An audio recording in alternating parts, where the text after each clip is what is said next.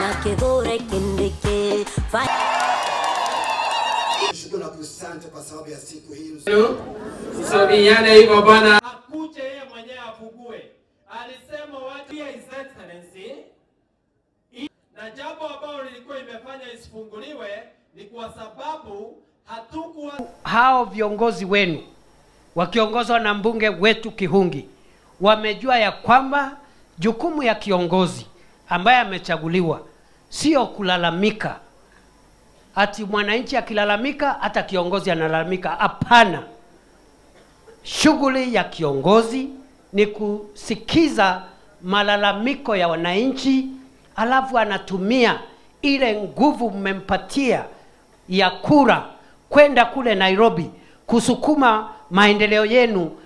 Mambo ya siasa itakuja siku yake. Msituharakishe. Kuna watu wanatuharakisha hapo na siasa mingi. Hao watu hawezani na sisi, my friend. Watu wengine kiburi ndio wamejaza na wanatuongelesha kama wametoka mbinguni.